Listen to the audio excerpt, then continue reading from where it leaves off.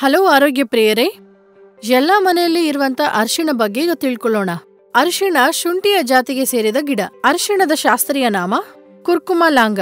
ಸಾಂಪ್ರದಾಯ ಭಾರತೀಯ ಚಿಕಿತ್ಸಾ ವಿಧಾನವಾದ ಆಯುರ್ವೇದದಲ್ಲಿ ಅರಿಶಿಣ ತರತರದ ಅನಾರೋಗ್ಯ ಚಿಕಿತ್ಸೆಗೆಲ್ಲ ಇದನ್ನ ಯೂಸ್ ಮಾಡ್ತಾ ಇರ್ತಾರೆ. ಮುಖ್ಯವಾಗಿ ರೋಗ ನಿರೋಧಕ ಶಕ್ತಿನ ಇಂಪ್ರೂವ್ ಮಾಡೋಕೆ ಇದನ್ನ ಮುಖ್ಯವಾದ ಆಯುರ್ವೇದ ಮೂಲಿಕೆ ಅಂತ ಅಂತಾರೆ. ಅರಿಶಿಣದಲ್ಲಿ ಆಂಟಿ ಇನ್ಫ್ಲಮೇಟರಿ ಲಕ್ಷಣಗಳಿದೆ. ಈ ಆಂಟಿ ಇನ್ಫ್ಲಮೇಟರಿ ಪ್ರಭಾವ ಆರ್ಥರೈಟಿಸ್ ಇರುವವರಲ್ಲಿ ಮೊಣಕಾಲಿನ ನೋವು ಕಮ್ಮಿ ಮಾಡಕ್ಕೆ ಇದು ತುಂಬಾನೇ ಸಹಾಯ ಮಾಡುತ್ತೆ. ಅರಿಶಿಣದಲ್ಲಿ ಇರುವಂತಹ ಆಂಟಿ ಆಕ್ಸಿಡೆಂಟ್ ಲಕ್ಷಣಗಳು ತುಂಬಾ ಪ್ರಭಾವವಂತವಾದದ್ದು. ಇದು ನಮ್ಮ ಮೈಯಲ್ಲಿರುವ ಟಾಕ್ಸಿನ್ಸ್ ಇಂದ ಕರುಳಿಗೆ ಆಗುವಂತ ನಷ್ಟವನ್ನು ನಿವಾರಿಸುತ್ತೆ ಮತ್ತು ಕಾಲೇಯ ಮಾಡುವಂತ ಕೆಲಸವನ್ನು ಇಂಪ್ರೂವ್ ಮಾಡುತ್ತೆ. ಅರಿಶಿಣ ಅದ್ಭುತವಾಗಿ ಕೆಲಸ ಮಾಡುತ್ತೆ ಅಂತ ಅಧ್ಯಯನ ಹೇಳ್ತಾ ಇದೆ. ಕಾಲೇಯ ಹಾಳಾಗಕ್ಕೆ ಆಕ್ಸೀಕರಣ ಸ್ಟ್ರೆಸ್ ಒಂದು ದೊಡ್ಡ ಕಾರಣ. ಅರಿಶಿಣದಲ್ಲಿರೋ ಕರ್ಕುಮಿನ್ ಆಕ್ಸೀಕರಣ ಸ್ಟ್ರೆಸ್ ನ ಕಮ್ಮಿ ಮಾಡುತ್ತೆ, ಅದರಿಂದ ಕಾಲೆಯ ಸಮಸ್ಯೆಯನ್ನು ನಿವಾರಿಸುತ್ತೆ. ಅರಿಶಿಣದಲ್ಲಿ ಇರೋ ಆಂಟಿ ಆಕ್ಸಿಡೆಂಟ್ ಲಕ್ಷಣಗಳು ನಮ್ಮ ಮೈಯಲ್ಲಿರುವಂತ ಫ್ರೀ ರಾಡಿಕಲ್ಸ್ ನ ಬ್ಯಾಲೆನ್ಸ್ ಮಾಡೋಕೆ ಉಪಯೋಗವಾಗತ್ತೆ ಅಂತ ಪರಿಶೋಧನೆಗಳು ಹೇಳ್ತಾ ಇವೆ.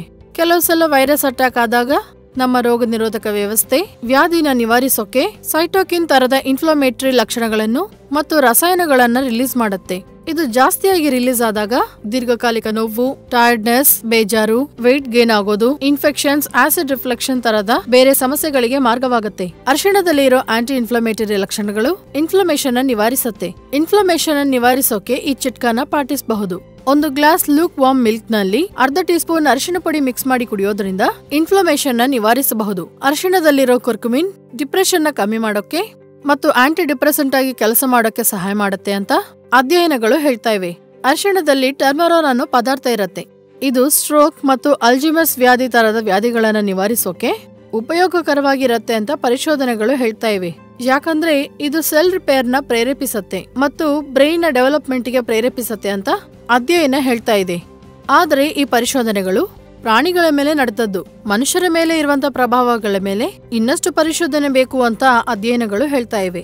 ಕರ್ಕ್ಯುಮಿನ್ ತರದ ಆಂಟಿ ಆಕ್ಸಿಡೆಂಟ್ಸ್ ಮತ್ತು ಆಂಟಿ ಇನ್ಫ್ಲಮೇಟರಿ ಲಕ್ಷಣಗಳು ಕೊಲೆಸ್ಟ್ರಾಲ್ ಲೆವೆಲ್ಸ್ ನ ಮತ್ತು ಬ್ಲಡ್ ಪ್ರೆಷರ್ ನ ಕಂಟ್ರೋಲ್ ಮಾಡಕ್ಕೆ ಸಹಾಯ ಮಾಡುತ್ತೆ.